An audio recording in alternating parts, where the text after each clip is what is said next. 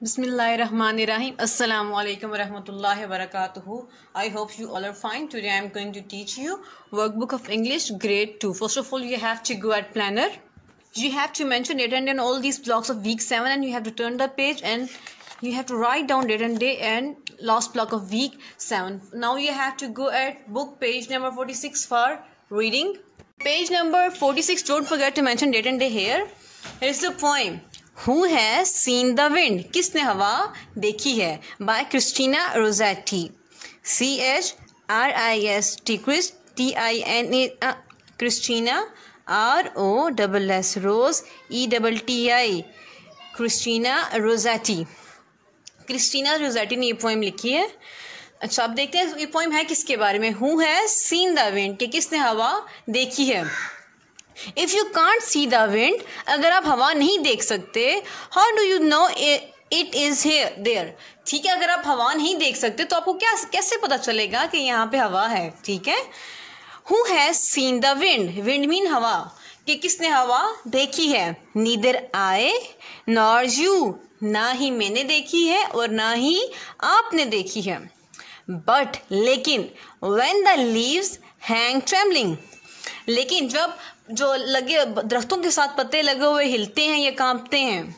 The wind is passing through, इसका मतलब क्या होता है कि यहाँ से हवा गुजर रही है, यहाँ से हवा पास कर रही है. Who has seen the wind, किसने हवा देखी है. नीदर यू, ना ही आपने, नॉर आई, और ना ही मैंने. बट लेकिन व्हेन द ट्रीज bow, ठीक है, लेकिन जब दरख्त झुकते हैं, यहाँ पे क्या था कि पत्ते कांपते हैं, तब हमें पता चलता है कि यहाँ पे से हवा गुजर रही है, और यहाँ पे दरख्त झुक रहे हैं, तब हमें पता चलता है कि यहाँ पे हवा गुजर रही है. डाउन देयर हेड्स, और अपने जो सर होते हैं, जिनके जो पत्ते जो इनका टॉप होता है दरख्तों का, जब इनके झुकता है तब हमें पता चलता है कि हवा गुजर रही है. The wind is passing by, तब हमें पता चलता है कि हवा गुजर रही है. ठीक है. हवा का हमें कैसे पता चलता है कि गुजरती है, जब पत्ते कांपते हैं या दरख्त झुकते हैं, क्योंकि ये नजर नहीं आती, इसलिए हमें फील करना पड़ता है कि हवा गुजर रही है या नहीं हो रही है. Now you have to move at workbook page number 12. At page number 12 don't forget to mention date and day here. Poem आ गई हमारे पास. Who has seen the wind, कि किसने हवा देखी है. What words does the poetess use to prove that the wind is blowing? ठीक है, कि यहाँ पे बताना है कि पोइटस ने कौन कौन से वर्ड यूज किए हैं हवा के बारे में बताने के लिए. Use the pictures clues to remember it. Pictures हमारे पास दी हुई हैं यहाँ पे, और इनको याद देखते हैं और हमें याद करना है कि कौन से पोइटस ने वर्ड यूज किए थे. ठीक है. इसके लिए कौन सा वर्ड यूज किया था कि ट्रीज बाउ करते हैं, झुकते हैं, और यहाँ पे इनके लिए कौन सा वर्ड यूज किया था लीव्स के लिए. ट्रेम्बलिंग. ये दो वर्ड्स हमें बताते हैं कि हवा के बारे में पोइट ने कौन कौन से वर्ड यूज किए हुए हैं. What do you see when the wind blows, आप क्या देखते हैं जब हवा चलती है, कौन सी चीजें आपको नजर आती हैं तब. आई सी द क्लाउड्स मूविंग. ठीक है, मुझे क्लाउड जो होते हैं, बादल मूव करते हुए नजर आते हैं, एक जगह से दूसरी जगह जाते हुए नजर आते हैं. I see the leaves moving trembling, मुझे पत्ते हिलते हुए या फिर कांपते हुए दिखाई देते हैं. यही ऐसे ही होता है ना, जब हवा चलती है तब पत्ते इसी तरह मूव कर रहे होते हैं ना. आई सी द क्लॉथ्स मूविंग, कपड़े भी हिलते हुए ऐसे नजर आ रहे होते हैं. ठीक है. आपने नोट किया होगा, तार पे हम लोग कपड़े फैलाएं और हवा चल रही हो तब कपड़े हिलते हैं ना, हवा नजर तो नहीं आती, बट जब कपड़ों की मूवमेंट हमें बता रही होती है कि यहाँ पे द विंड इज ब्लोइंग, हवा चल रही है.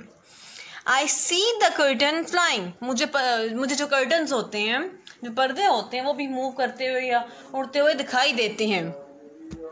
नेक्स्ट क्वेश्चन देख लेते हैं यहाँ पे. व्हाट कैन विंड डू, हवा क्या करती है. Fill in the blanks from your experience. ठीक है, आपने अपने एक्सपीरियंस से बताना है कि हवा कौन से काम करती है, क्या क्या काम कर सकती है. Wind can blow a tree. ठीक है, तो विंड क्या करती है, एक जो दरख्त होता है उसको हिला सकती है, झुका सकती है. Wind can fly a rapper, तो जो हवा आती है उससे रैपर भी उड़ना शुरू हो जाते हैं ना. Wind can shake a building, और बिल्डिंग्स को भी हिला सकती है. शेक मीन हिलाना. Wind can make a leaves go faster.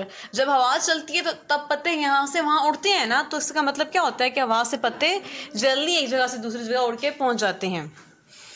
I can hear the wind when it blows. ठीक है, मुझे हवा की आवाज़ कब आती है, जब ये चलती है. ठीक है. I can feel a wind when, और मुझे क्या कब फील होती है विंड, इसका हवा का कब पता चलता है कि ये चल रही है. तो कब पता चलता है? व्हेन इट मूव, जब हम ये चीज़ें इसकी वजह से मूव करती हैं तब हमें पता चलता है कि हवा चल रही है। God page number 13, who has seen the wind, किसने हवा देखी है। ठीक है, अब समरी के बारे में बताते हैं कि समरी क्या होता है। समरी होती है पोएम पे स्टोरी की तरह की होती है और शॉर्ट फॉर्म में बताई जाती है। ठीक है, summary, complete the summary of the poem using words from the help box. ठीक है, हेल्प बॉक्स के अंदर यहाँ पे आपके पास वर्ड्स दिए हुए हैं और उनको यूज करते हुए आपने इसकी समरी को कंप्लीट करना है। The poem who has seen the wind is written by, ये पोएम किसने लिखी है? क्रिस्टीना रोज़ेटी ने लिखी है। यहाँ से क्रिस्टीना रोज़ेटी लिखेंगे, देखेंगे और यहाँ पे लिखेंगे उसकी स्पेलिंग कि किसने लिखी है। क्रिस्टीना रोज़ेटी ने लिखी है। In this poem the poetess speaks of her dash about the power of the wind. ठीक है, इस पोएम में पोएटिस किस चीज़ के बारे में बताती है? अपनी फीलिंग्स के बारे में बताती है कि उसके हवा के बारे में कैसी फीलिंग्स हैं। She says that neither she nor anyone else has ever seen the dash. ठीक है, वो क्या कहती है कि ना ही उस पोएटिस ने और ना ही किसी और शख्स ने किस चीज़ को नहीं देखा हुआ? विंड, हवा को नहीं देखा हुआ। बट लेकिन we do see the leaves trembling. ठीक है, लेकिन वो क्या कहती है कि हम लोगों ने पत्तों को हिलते हुए देखा हुआ या कांपते हुए देखा हुआ है, इसलिए कहती है कि हवा एग्जिस्ट करती है।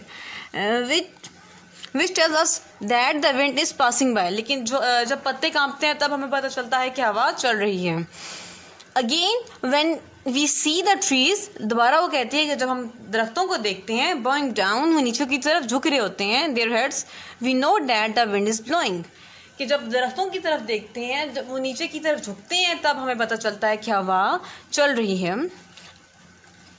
Wind can't be seen but it affects can seen and felt। Wind को हम लोग देख नहीं सकते, हवा को हम लोग देख नहीं सकते, लेकिन जो उसके असरात होते हैं वो हमें महसूस भी होते हैं और दिखाई भी देते हैं। Now you have to move it at workbook page number 37।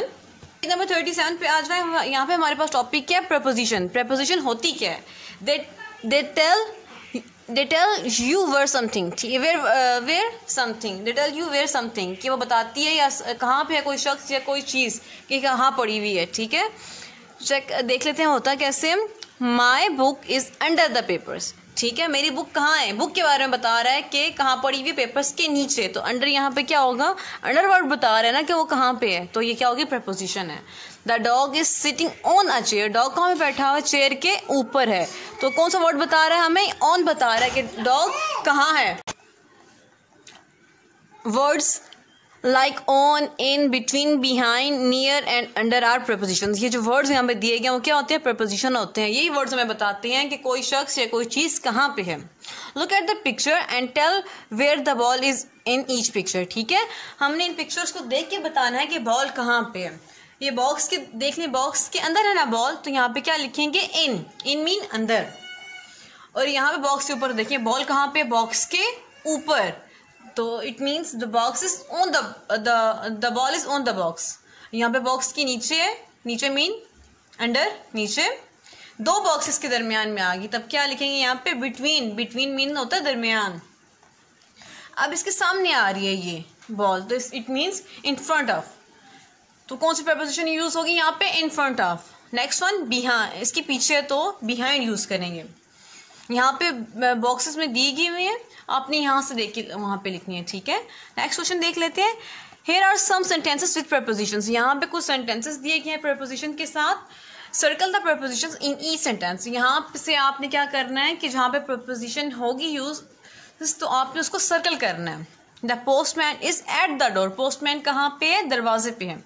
There is a clock on the wall below the picture, on and below. The car is parked near the gate, near, circle it. The cow is behind the tree, behind, circle it. The cat is in front of the chair, cat कहाँ पे? Chair के सामने, circle it, in front of. The snake is in the shoe, in. The rabbit is under the chair, under. So you have to circle under. Now you have to move at workbook page number 38. यहाँ पे pictures दी हुई है, picture दी हुई है, उन pictures को देख के आपने बताना है कि कौन सी चीज़ कहाँ पे है और उसी तरह आपने प्रपोजिशन को यूज करना है। The sofa is dash the arm chair, arm chair के कहाँ पे? सामने है ना सोफा, ये सोफा और यहाँ आर्म चेयर के सामने क्या यूज करेंगे? इन front of.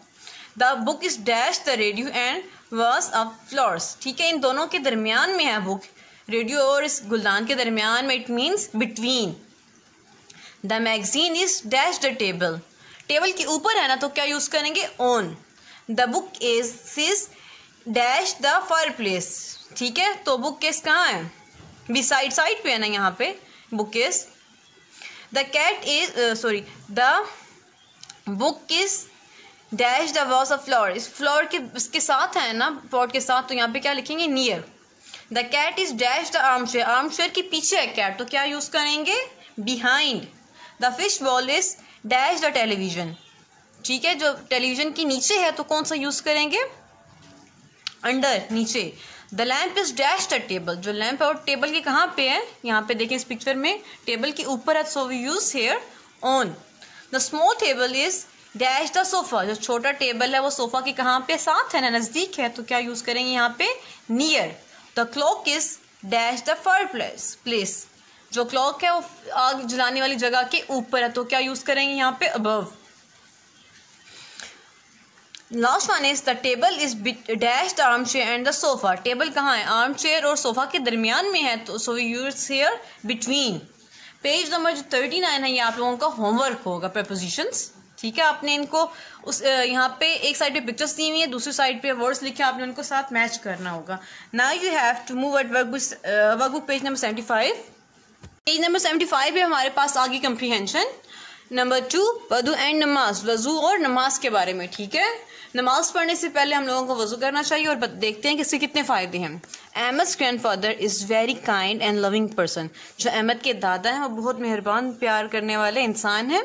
Every day he teaches Ahmad many things about a religion Islam, ठीक है, और इसके जो दादा हैं वो अहमद को रोज़ इस्लाम के बारे में बताते हैं, हमारा मज़हब इस्लाम है ना तो उसके बारे में रोज़ाना बताते हैं उसको अच्छी अच्छी बातें। He taught Ahmad the importance of and benefits of wazu, उन्होंने अहमद को वज़ू की अहमियत और उसके फ़ायदे के बारे में बताया। Ahmad has learn that when he performs वजू he gets lots of benefit age, तो अहमद ने सीखा कि जब वो वज़ू करेगा तो उसके बहुत से फ़ायदे होंगे। कौन कौन से फ़ायदे होंगे हम पढ़ते हैं। No one should teach the Quran without having wazu, वज़ू किए बगैर कोई भी शख्स कुरान नहीं सिखा सकता। वज़ू is the key two of the नमाज, जो वज़ू होता है वो नमाज की कुंजी है, मीन्स की चाबी है। द नमाज इज़ द की ऑफ पैराडाइज, और नमाज किसकी चाबी है, जन्नत की, और वज़ू चाबी है नमाज की। जब चाबियाँ ही नहीं होंगी तो नमाज हम कैसे पढ़ेंगे। Wazu helps us to stay clean, जो वज़ू होता है ये हमें साफ़ सुथरा रहने में मदद देता है कि हमेशा साफ़ ही रहते हैं हम लोग। वज़ू help us stay fresh and energetic, हमें ये फ्रेश भी रखता है और एनर्जी से भरपूर भी रखता है। जब बार बार हम लोग वज़ू करेंगे तो हम फ्रेश रहेंगे। आफ्टर वज़ू वी आफ्टर नमाज, वज़ू करने के बाद हम नमाज अदा करते हैं। वंस हज़रत मोहम्मद सल्लल्लाहु अलैहि वसल्लम आस्क्ड हिज फ्रेंड्स, एक दफ़ा नबी पाक सल्लल्लाहु अलैहि वसल्लम ने अपने दोस्तों से पूछा, imagine that there is a river in front of your house and you take about 5 times in a day, 5 times a day in it, would there be any dirt left on you in this case, ठीक है। एक बार नबी पाक सल्लल्लाहु अलैहि वसल्लम ने अपने दोस्तों से पूछा, अगर आपके घर के सामने से नदी बह रही हो या दरिया जा रहा हो और आप उसके बीच में 5 टाइम नहाएं, तब आपके जिस्म पे कोई गंदगी रहेगी या गंदे होंगे आप। दे रिप्लाइड, उन्होंने कहा, सहाबा ने फरमाया, no oh the prophet of Allah, नहीं अल्लाह ताला के रसूल, we would be perfectly clean in that case, हम उस वक्त मुकम्मल तौर पर साफ़ होंगे। हज़रत मोहम्मद सल्लल्लाहु अलैहि वसल्लम said, likewise if you afford the namaz 5 times a day, you would be perfectly clean, there would not be any dirt left on after all। तब नबी पाक सल्लल्लाहु अलैहि वसल्लम ने फरमाया कि आपके ऊपर कोई भी गंदगी नहीं होगी। नमाज भी इसी तरह की एक चीज़ है। Thanks to Allah who commands us to perform wazu and namaz, हमें अल्लाह ताला का शुक्र अदा करना चाहिए कि उन्होंने हमें नमाज और वज़ू के बारे में बताया और सिखाया। Read the passage and circle the correct answer, आपने पैसेज को रीड आउट करना है। ये जो पैसेज है इसके जो यहाँ पे हमारे पास चूजिंग द ऑप्शन आए हुए उनको टिक करना है पैसेज को पढ़ने के बाद।